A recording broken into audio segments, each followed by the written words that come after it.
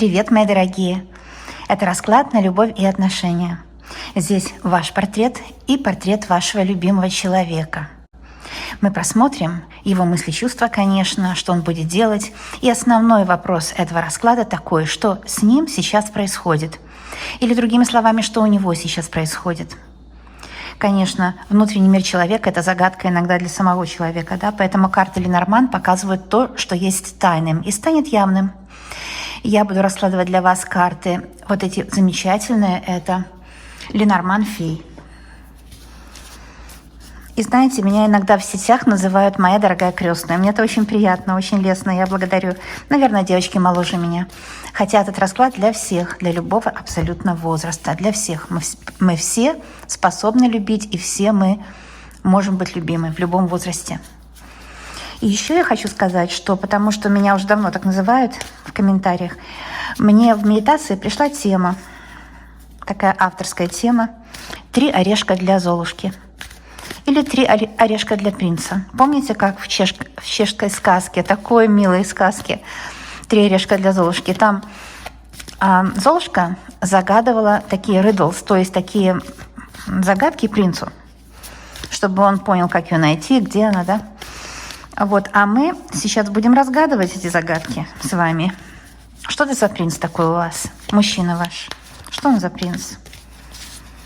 Действительно, он благородный принц или нет? Благородный он человек или нет? Что у него там внутри? Потому что иногда то, что человек показывает наружу, это одно, а внутри гниль.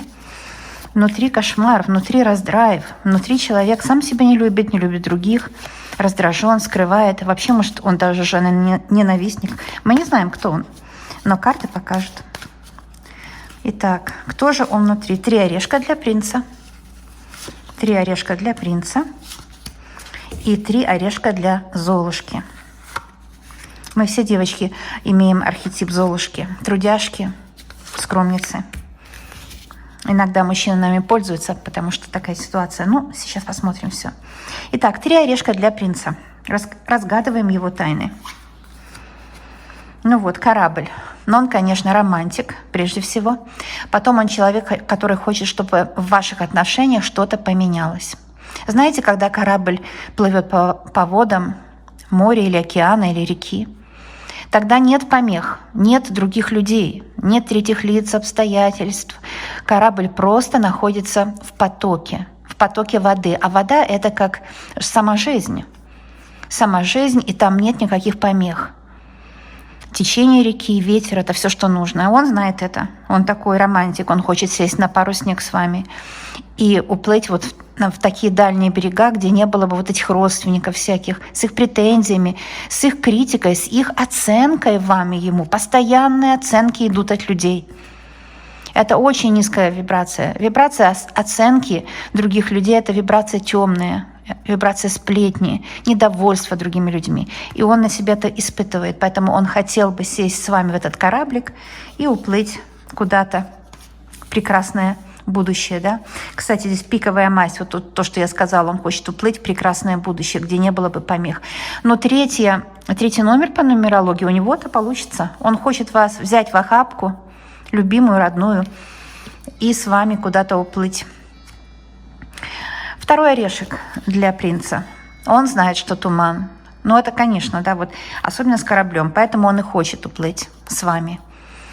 Он знает, что туман, он знает, что есть недоброжелатели, он знает, есть те, которые навязали какие-то мысли и ему, и вам. Мужчина знает, что за его спиной туман. Он знает, что тучи. И тучи – это не природные тучи, это не тучи природных явлений, да? А это тучи других людей. Другие люди навязали ему мнение. Другие люди корректируют его жизнь, хотят якобы ему помочь, корректируют его жизнь. Но сколько можно это терпеть, вот эту корректировку, да? Ему не видно ничего, он хочет прояснить ситуацию. 3 орешек. Ну вот чего он хочет. Но это замечательная карта, это карта аисты. Он хочет перемен в личной жизни, он хочет быть с вами, хочет счастья. чтобы в вашей жизни и с ним все наладилось. Это, может быть, он хочет просто переехать, чтобы вам никто не мешал вашим отношениям. Он хочет переехать. И корабль тоже показал это вот здесь. Третья карта — корабль. Если я так веером выкладываю, номер карты видно, вы понимаете. Третья карта — корабль, шестая карта — тучи, 17-я карта — аисты. 17-й номер по нумерологии — это 1 плюс 7, то есть 8. 8, конечно, это портал в изобилие, в успех в личной жизни. И это перемены, ему нужны перемены. Быт его заел. В быту слишком много недоброжелателей, слишком много тех людей, которые держат его как заложника и вас. Слишком много есть людей, которые корректируют и командуют. Эти люди хотят что-то изменить в его жизни. Но сейчас торжествует справедливость, потому что карта аиста говорит об этой справедливости. Вы сейчас получаете нужную вам информацию. Сама Вселенная выведет вас вот в этот поток любви и счастья. Давайте посмотрим ваши 3 орешка для Золушки. Да? Первый орешек. Ну вот, смотрите, у некоторых девочек проиграется, что вы с мужчиной поссорились. Ну, с партнером, если вы мальчик, поверните наоборот, пожалуйста. Расклад для всех. Я не делю людей. Все люди имеют одинаковые права. Все люди. И здесь четко видно, что у некоторых проиграется, что он вас не слышал. И сейчас вы хотели бы понять, почему он вас не слышал, что такое, почему у него уши были закрыты. Но когда мы сравниваем карту плетки, 11 номер, кстати, мастер номер, 1 и 1, когда один вы и он один, друг друга надо слышать. Но сейчас, когда мы открыли карту плетки, и у нас уже есть карта тучи, мы понимаем, почему он вас не слышал. Его уши были закрыты. Он не знал, что ведает. Какие-то горести, какие-то трагедии, может быть, у него какая-то трагедия личного характера или профессионального характера, какой-то шок, он мог быть в состоянии шока или мог быть под магическим воздействием. Тучи иногда показывают короткие магические воздействия, не длительные. Еще вам орешек Вот смотрите, какой орешек он, да? Это карта гроб. Не бойтесь этой карты. И вместе с картой плетки она говорит, что да, после ссоры молчалка так называемая, да? Вы очень много думаете, может быть, карта гроб — это много мыслей, но эти все мысли упираются в какую-то стену, все идут в никуда, как будто вас не слышат, вы говорите как в никуда, в пустоту. Потому что у мужчины в голове ложная информация, карта тучи. Его голова закрыта для правды. Он акцентирует внимание на том, что не важно сейчас. Но и он сам понимает это, хочет перемен и хочет счастья с вами. Мужчина вполне возможно находится под влиянием. Кто-то поставил самую главную задачу в своей жизни.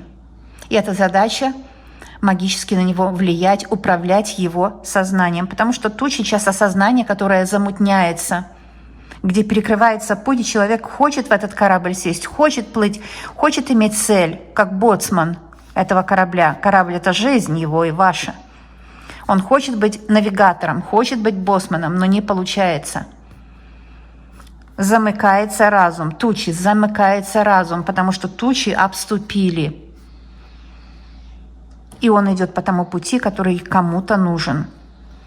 Поэтому у некоторых проиграется, была ссора, и вы перестали общаться на какое-то время, карта гроб.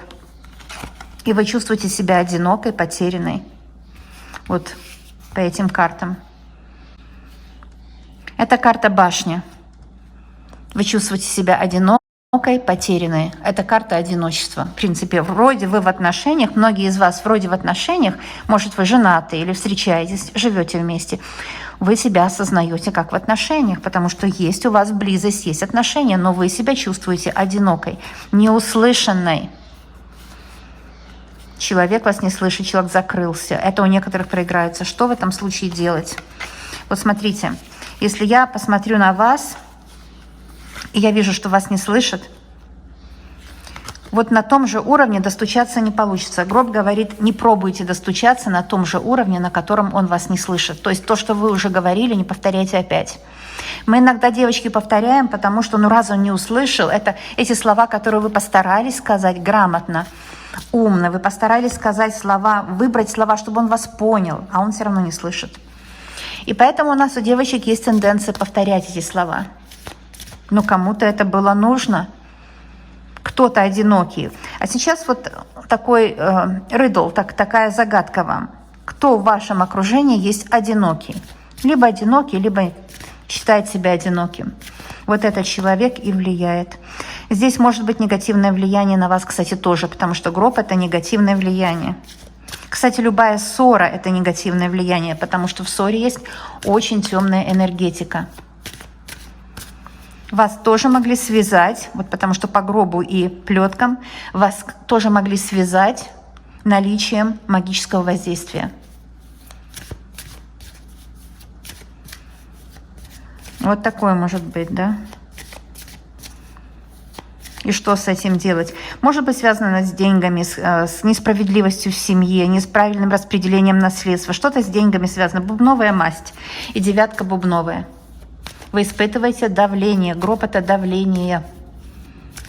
Замешаны здесь, скорее всего, деньги. Стоят замки на вашем счастье. И одиночество стоит. Стоит замок на личной жизни, одиночество стоит. Какие-то тяжелые замки.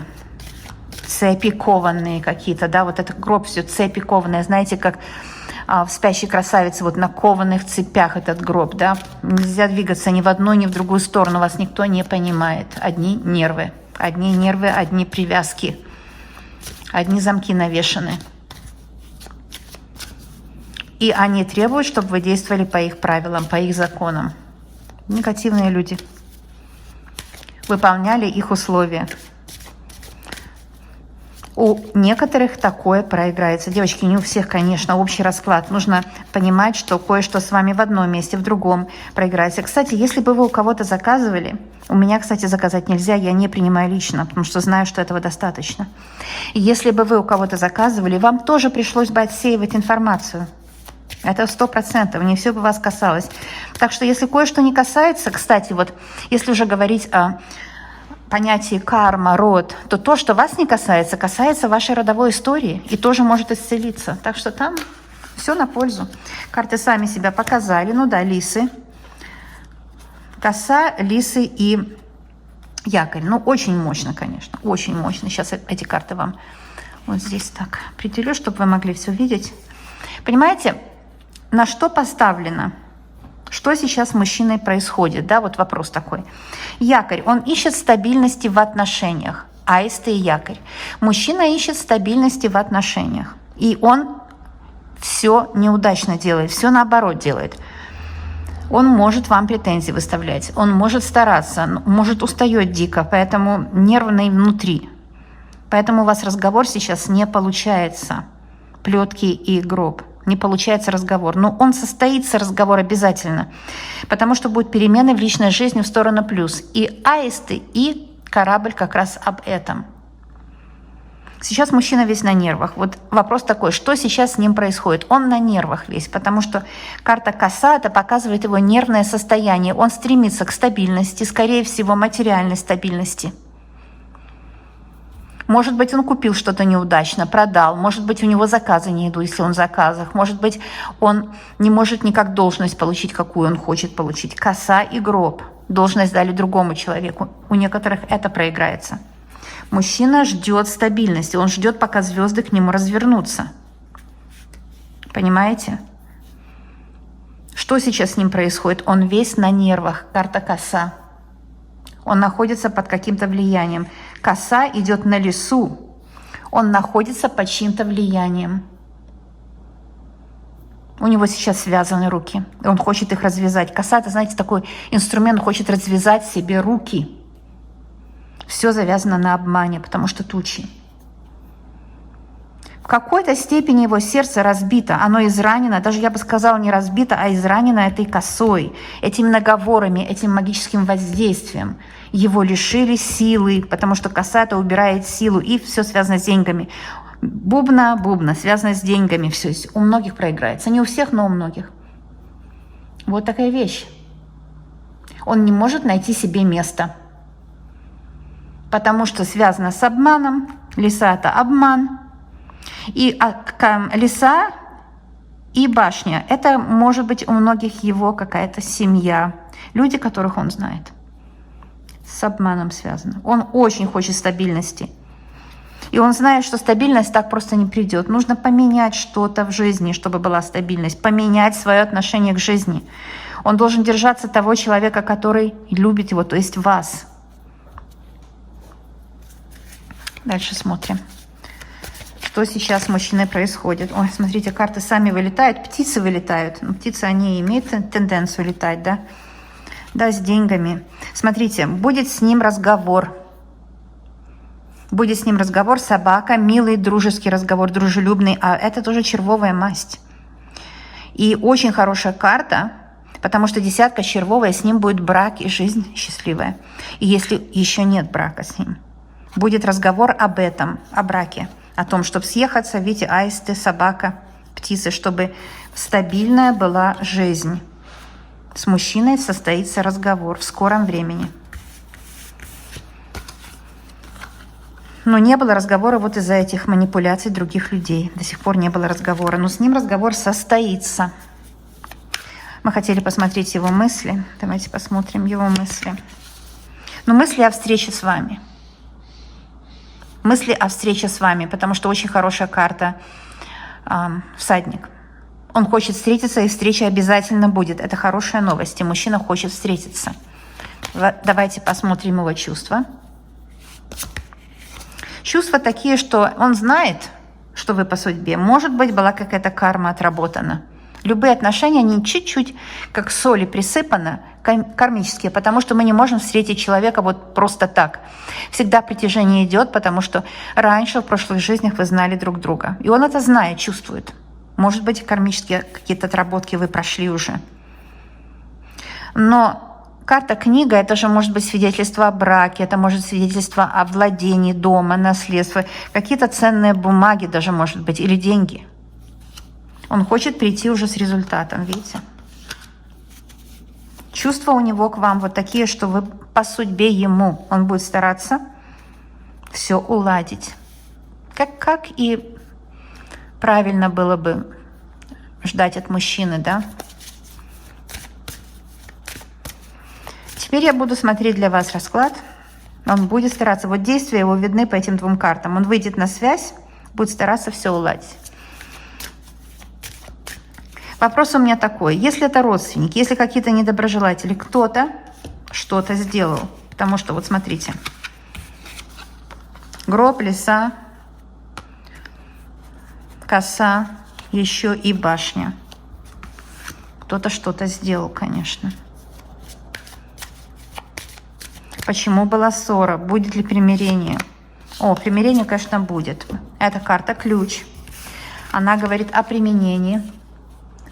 Он вам скажет, он выйдет на связь, он скажет эти ключевые слова, которые должен был сказать, и попросит вас о прощении, скорее всего. Очень сильно хочет примирения. Вот эти замки, помните, я говорила, навесили замки на ваши отношения всякие лисы, непорядочные люди. Те, кто поставил эти замки, те просто, очень непорядочные люди. Им пойдет обратка. Но вы обретете ключ, вы обретаете ключ, вы сможете открыть эти поставленные другими людьми замки на вас и нормализовать отношения.